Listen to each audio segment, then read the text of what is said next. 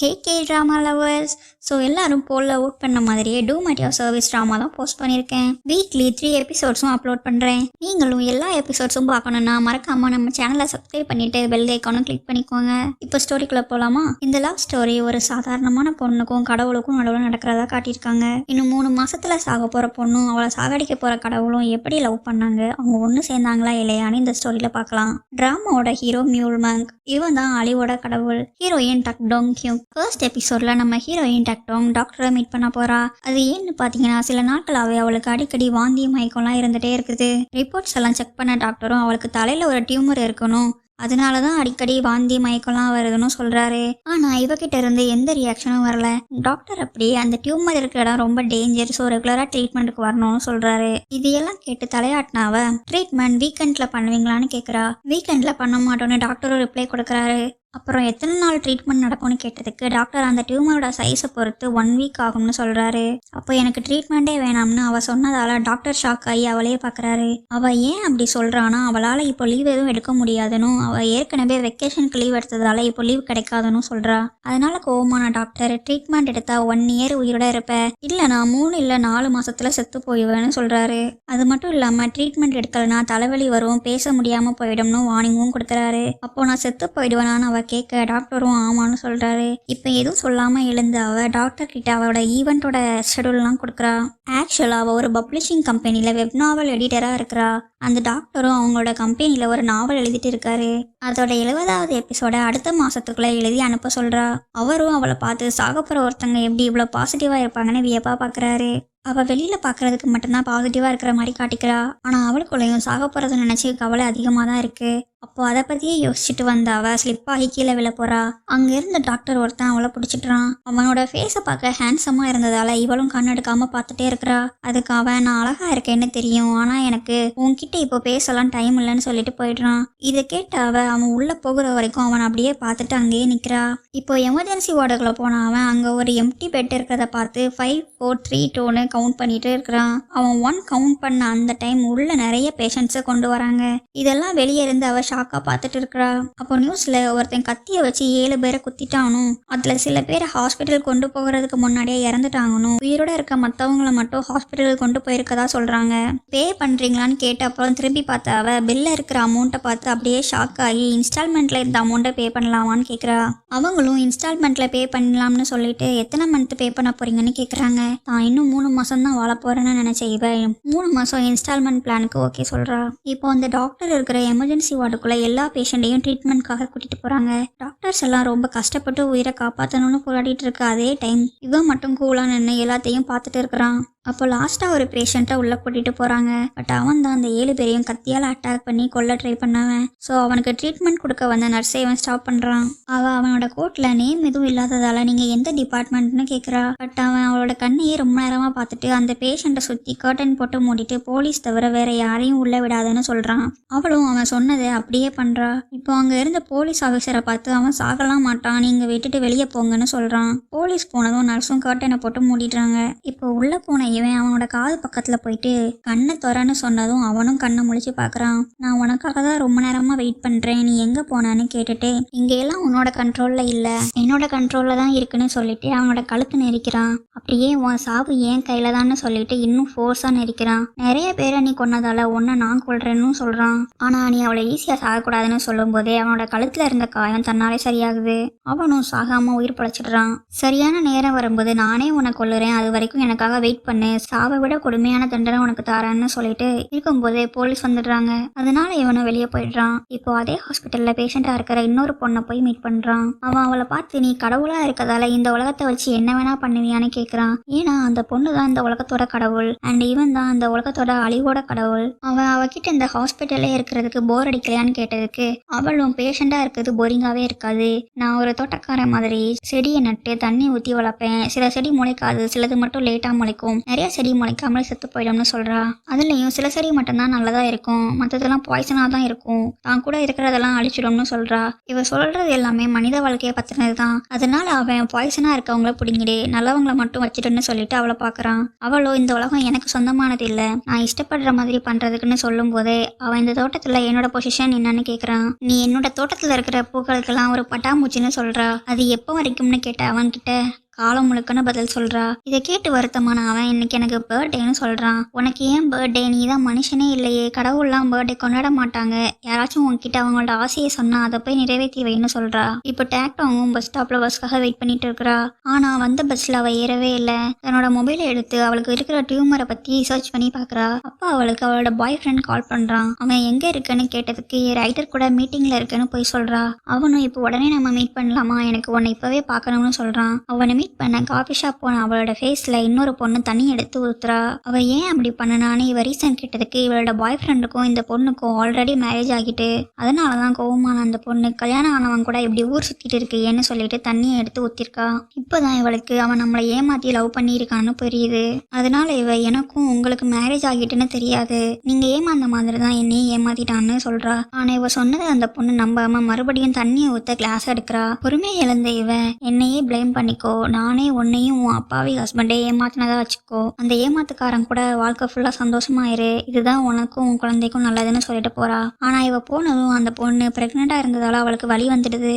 என்ன பண்ணன்னு தெரியாத இவன் அவளை டாக்ஸில் ஏற்றி ஹாஸ்பிட்டலுக்கு கூட்டிகிட்டு போகிறா. அங்கே போய் அவளை அட்மிட் பண்ணிட்டு வெயிட் பண்ணும்போது அவங்க நல்லா தான் இருக்காங்க, ரொம்ப ஸ்ட்ரெஸ் ஆகுனதால தான் வலி வந்திருக்குன்னு சொல்லிட்டு நீங்கள் அவங்க கார்டியனானு நர்ஸ் கேட்குறாங்க.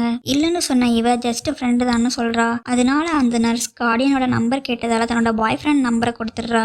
அப்படியே பேஷண்ட்டோட ஃபார்மை ஃபில் பண்ணிட்டு இருக்கும்போது அந்த பொண்ணு வந்து பேசலாமான்னு கூப்பிட்றா. உள்ளே போன இவ உன்னோட உடம்பு சரியான அப்புறம் நம்ம பேசிக்கலான்னு சொன்னதுக்கு அவள் எனக்கும் தெரியும் அது உன்னோட தப்பு இல்லைன்னு, அவன் தான் நம்ம 2 பேரையும் ஏமாத்திட்டான், உன் மேலதான் தப்புன்னு நான் வேணும்னே தான் பிளேம் பண்ணேன் சொல்லிட்டு தன்னோட தப்பை ஒத்துக்கிறா. இதெல்லாம் பொறுமையா கேட்ட இவன் நீ என் மேலதான் எல்லா தப்புன்னு பிளேம் பண்ணிக்கோ, நான் எப்படியும் 3 மாசத்துல சாக போறேன்னு சொல்லிட்டு நான் உன்கிட்ட தான் இந்த நியூஸை ஃபர்ஸ்டா சொல்லியிருக்கேன்னு சொல்றா. உண்மையாவான்னு கேட்ட அவகிட்ட நான் இது வரைக்கும் சொன்ன எல்லாமே உண்மைதான், அதனால நீங்க 2 பேரும் என்னை பத்தி ஒரி பண்ணாம ஹாப்பியா இருங்க, அதே மாதிரி 2 பேரும் ரொம்ப வருஷத்துக்கு சந்தோஷமா வாழணும்னு சொல்லிட்டு ஹாஸ்பிட்டல் விட்டு வெளியே போறா. அங்க வானத்தை பார்த்து அவ நான் உண்மையாவே சாக போறேனான்னு கேட்டுட்டே சிரிக்கிறா. ஆஃபீஸ்க்கு லேட்டா வந்து அவளை பார்த்து மேனேஜர் ஏன் இவ்வளோ லேட்டா ஆஃபீஸ் வர, அப்படியே வீட்லயே இருக்க வேண்டியதானே சொல்றாரு. இவ சாரி கேட்டாலும் அவர் நிறுத்தாம அவளை பார்த்து நீ ஏன் வேலைக்கு வர, காசை சம்பாதிக்கிறது அவ்வளோ ஈஸியாக நினைக்கிறியான்னு கேட்கிறாரு. அதுக்கு அவளும் எனக்கு உடம்பு சரியில்லை, நான் ரைட்டரை தான் ஹாஸ்பிட்டல்ல பார்க்க போனேன், ஸோ மன்னிச்சிடுங்கன்னு சாரி கேட்குறா.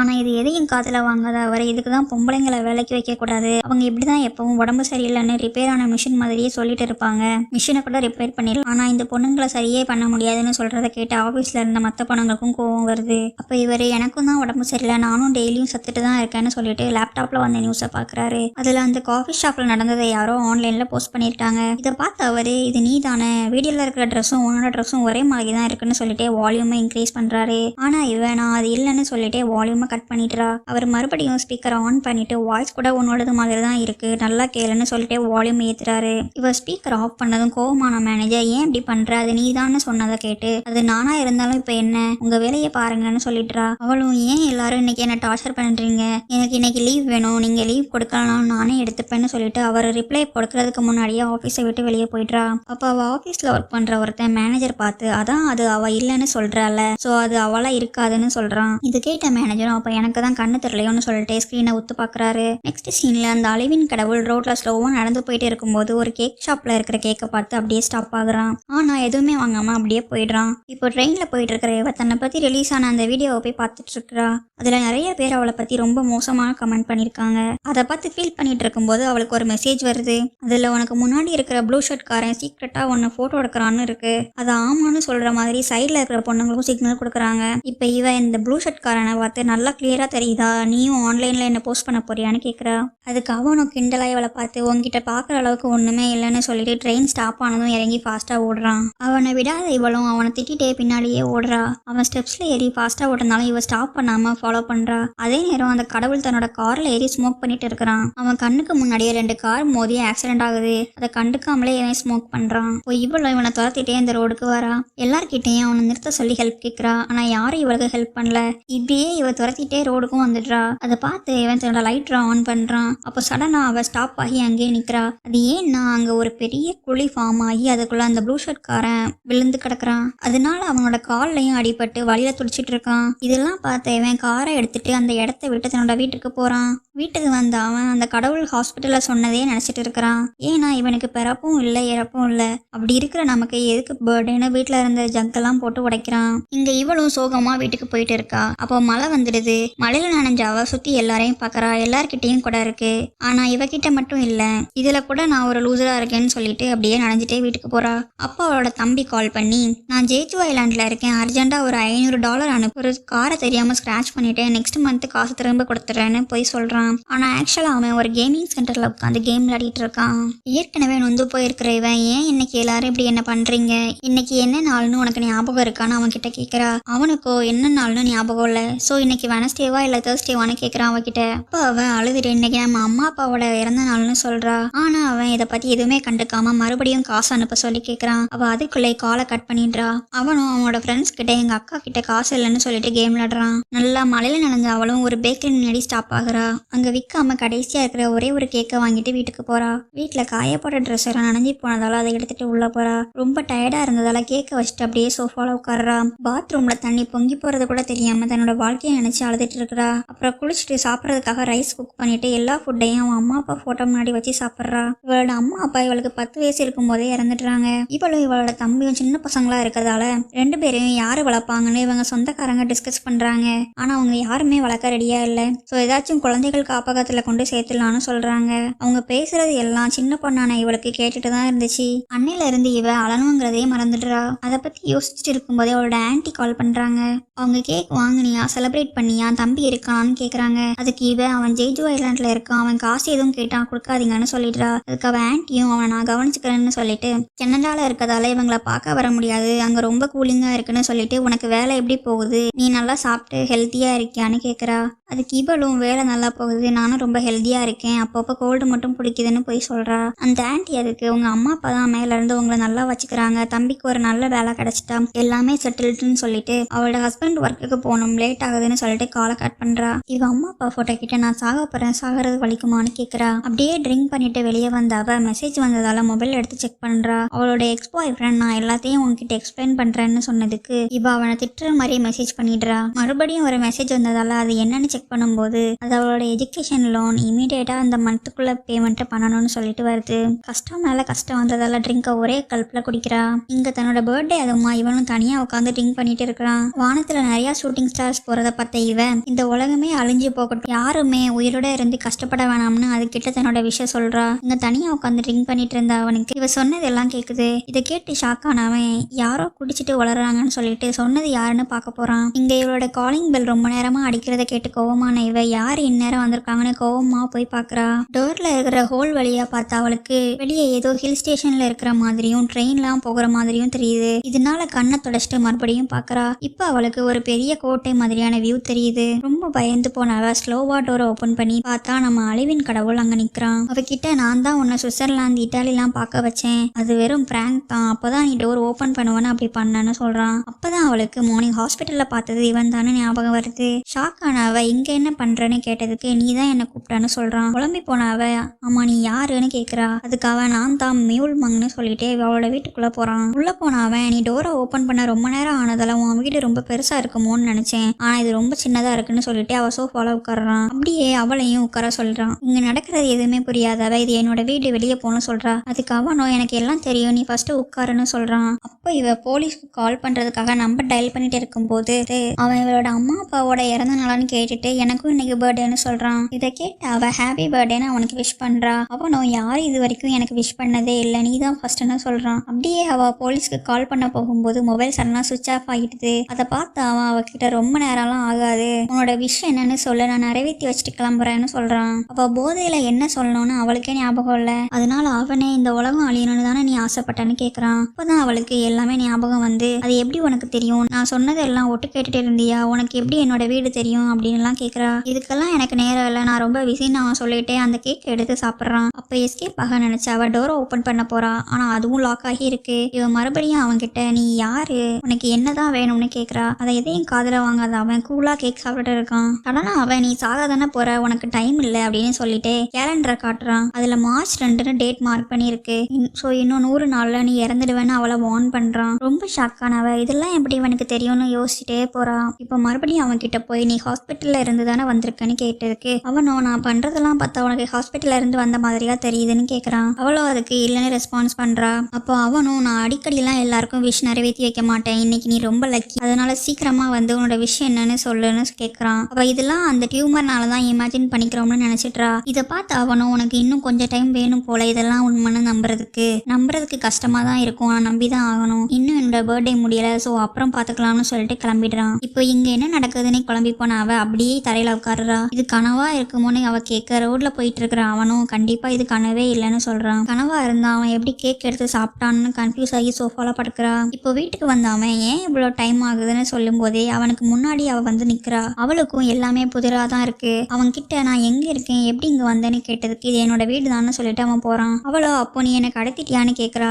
அப்படிலாம் நான் பண்ணல, இது உன்னோட கனவுன்னு சொல்றான். அவன் சொன்ன மாதிரியே அவ வீட்டுல தான் நல்லா தூங்கிட்டு இருக்கிறா. கனவுல இருந்த அவ அவனோட வீட்டை சுத்தி சுத்தி பாக்குறா. அவனை கொஞ்சமாச்சும் மேனர்ஸோட பிஹேவ் பண்ணி இது என்னோட வீடுன்னு சொன்னதுக்கு அப்போ நீயும் என் வீட்டுல எப்படிதானே பிஹேவ் பண்ணனான்னு கேட்கறா. இவன் அவகிட்ட ஏன் உலகம் அழியணும்னு சொன்னான்னு கேட்டதுக்கு அவன் நான் ஒன்னும் உன்கிட்ட சொல்லல, சும்மா கத்தி தான் சொன்னேன்னு சொல்றா. அப்போ அவன் நான் தான் அழிவோட கடவுள், நீ உன்னோட விஷயம் என்னன்னு சொன்னா இப்பவே இந்த உலகத்தை நான் அழிச்சிடுவேன்னு சொல்றான். இதை கேட்ட உடனே வேகமா ஓடி போன அவ டோரை ஓபன் பண்ணா. அங்க ஒரு பெரிய பள்ளம் இருக்கதை பார்த்து அப்படியே நிக்கிறா. உனக்கு இந்த லொகேஷன் பிடிக்கலையான்னு கேட்டுட்டே அவன் சொடக்கு போடுறான். அப்போ அவங்க 2 பேரும் ஒரு பீச்சுக்கு வந்து நிக்கிறாங்க. இது எல்லாம் ரொம்ப ரியலா இருந்ததால அவளாலையும் இதை நம்பாம இருக்க முடியல. இதுதான் நீ ரொம்ப நாளா வரணும்னு ஆசைப்பட்ட இடம், நீ எனக்கு கேக் கொடுத்ததால நான் உனக்கு இதை கொடுக்குறேன்னு சொல்றான். சோ இப்ப இவன் நீ உண்மையாவே அழிவோட கடவுளான்னு கேட்டதுக்கு ஆமா, இந்த உலகத்துல எது அழியணும்னாலும் சாகணும்னாலும் அது என்னோட பொறுப்பு தான்னு சொல்றான். அப்போ நீயே இந்த உலகத்தை அழிச்சிடலாமே, என்கிட்ட ஏன் ஹெல்ப் கேட்கறேன்னு அவ கேட்டதுக்கு நான் ட்ரை பண்ணேன், பட் அது ஒர்க் ஆகலன்னு சொல்றான். அப்போ அவ என்ன எதுக்கு நீ சூஸ் பண்ணான்னு கேட்டதுக்கு இது வரைக்கும் யாரும் ஷூட்டிங் ஸ்டாரை பார்த்து இந்த உலகத்தை அழிச்சிடுன்னு சொல்லி கேட்டதே இல்லை, நீ தான் ஃபர்ஸ்ட் ஆளு அப்படின்னு சொல்லிட்டு சொல்றான். அப்போ நான் கேட்டதை நீ நிறைவேற்றலாம், நீ அழிஞ்சு போயிடுவியான்னு அவ கேட்க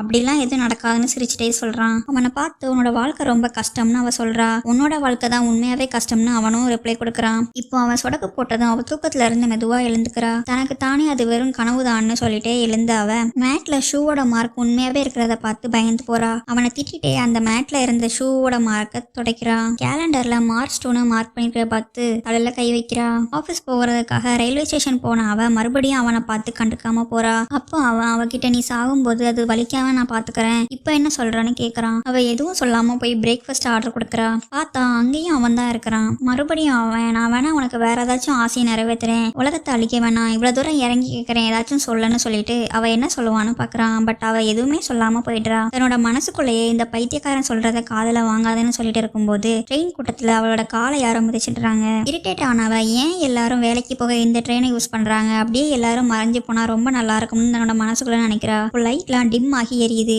லைட்ஸ் ஆன் ஆனதும் பார்த்தா அந்த ட்ரெயின்ல அவனும் அவளும் தவிர வேற யாருமே இல்ல. அவனை ஷாக்கிங்கா பார்த்துட்டு இருந்த அவகிட்ட நீ நினைச்சதை நான் பண்ணிட்டேன்னு சொல்றான். இப்போ லைட்ஸ் மறுபடியும் டிம் ஆகி ஆன் ஆகுது. இப்போ பழையபடியே எல்லாரும் இங்க இருக்கிறாங்க. அப்போ அவனை தேடின அவ காணும்னதும் இது எல்லாம் டியூமரால இமேஜின் பண்ணிக்கிறதுன்னு அவளுக்கு அவளே ஆறுதல் சொல்லிக்கிறா. ஆஃபீஸ்ல அவ கூட ஒர்க் பண்ற பொண்ணு இன்னைக்கு மேனேஜர் வரமாட்டாரு, நேற்று உன்கிட்ட அப்படி நடந்துக்கிட்டதுக்கு காரணம் அவளோட கேர்ள் ஃப்ரெண்ட் கூட சண்டை போட்டதுதான், ஸோ நீ ஒரி பண்ணிட்டு ஒர்க் வராம இருந்துடாத, அப்புறம் நாங்களும் ரொம்ப கஷ்டப்படணும்னு சொல்றா. அப்போ உள்ள வந்த இன்னொரு பொண்ணு இவளை பாக்குறதுக்கு ஒரு ரைட்டர் வந்து மீட்டிங் ரூம்ல வெயிட் பண்ணிட்டு இருக்காருன்னு சொல்றா. ஆனா இன்னும் மீட்டிங்க்கு டைம் இருக்கேன்னு சொன்ன அவளும் வேற வழி இல்லாம மீட்டிங் ரூமுக்கு போறா. போய் பார்த்து ஷாக்கான அவ எல்லார்கிட்டையும் இவர் தான் ரைட்டரான்னு கேட்கறா. எல்லாரும் ஆமான்னு சொன்னதும் அவனை உள்ள கூட்டிட்டு போய் லாக் பண்றா. நீ யாரு, எதுக்கு இப்படி என்ன ஃபாலோ பண்ணிட்டு இருக்கன்னு கேட்டதுக்கு ரைட்டர் கீழே தான் இருக்காரு, நான் உன்கிட்ட பேசுறதுக்காக சீக்கிரமா மேல வந்துடுறேன்னு சொல்றான். அப்போ அவ உன்னால என் மைண்டை கூட ரீட் பண்ண முடியுமான்னு கேட்டதுக்கு ஆமான்னு சொல்லிட்டு உன்கிட்ட ஒன்னு கேட்கணும்னு சொல்றான். உனக்கு இங்க ஒர்க் பண்ற மேனேஜரையும் இந்த ஆஃபீஸையும் பிடிக்கலனா ஏன் இங்கே ஒர்க் பண்ணுற, நான் வேணா அந்த மேனேஜரை சாகடிக்குவான்னு கேட்டதுக்கு அவள் நீ ஃபர்ஸ்ட் என்னோட மைண்டை ரீட் பண்ணாம இரு அப்படின்னு சொல்றா. உன்னோட மைண்டை ரீட் பண்ணக்கூடாதுன்னா சீக்கிரமா உன்னோட விஷயம் என்ன என்கிட்ட சொல்லுன்னு கேட்குறான். எதுவும் சொல்லாத அவ எழுந்து வேற ரைட்டரை மீட் பண்ண போறேன்னு வெளியே போயிட்டா. இவன் அவன் பின்னாடியே போறான். இது ஆஃபீஸ்ல இருந்தவங்க சந்தேகமா பாக்குறாங்க. அவ ஃப்ரெண்டுக்கு கால் பண்ணி என்ன ஒருத்தன் ரொம்ப டார்ச்சர் பண்றான்னு சொல்லிட்டு ஆப்போசிட்ல பார்த்தா அங்கேயே அவன் நிக்கிறான். இதனால காலை கட் பண்ணிட்டு அவனை பார்த்து நடந்து போறா. அப்பதான் அவளுக்கு ஒன்று ரியலைஸ் ஆகுது.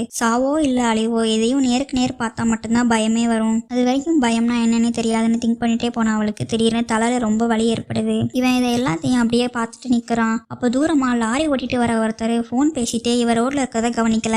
இவளும் தான் சாக போறோம்னு நினைச்சிட்டு எழுந்து கூட போக முடியாம அங்கேயே அசையாம அப்படியே உட்கார்றா. இப்போ ஷாக்கிங்கா எல்லாமே ஃப்ரீஸ் ஆகிடுது. ஆனா அவளும் மட்டும் ஃப்ரீஸ் ஆகல. அவகிட்ட வந்து அவன் இப்பவே சூஸ் பண்ண இங்கேயே சாக போறியா இல்ல என்னோட கையை பிடிச்சிட்டு என் கூட வர போறியான்னு கேட்கறான். அவளும் என்ன பண்ணலாம்னு திங்க் பண்ணிட்டு அவனோட கையை பாக்குறா. ஃபைனலா வேற வழி இல்லாம அவனோட கையை பிடிக்கவும் செய்றா. அவளுக்கு சாகிறத நினைச்சு பயமே இல்லை. ஆனா இவன் யாரா இருப்பான்னு தான் பயப்படுறா. இதோட கண்டினியூஷன் நெக்ஸ்ட் எபிசோட்ல பார்க்கலாம். நீங்க நம்ம சேனலை சப்ஸ்கிரைப் பண்ணலாம். சப்ஸ்கிரைப் பண்ணிட்டு நெக்ஸ்ட் எபிசோட்காக வெயிட் பண்ணுங்க.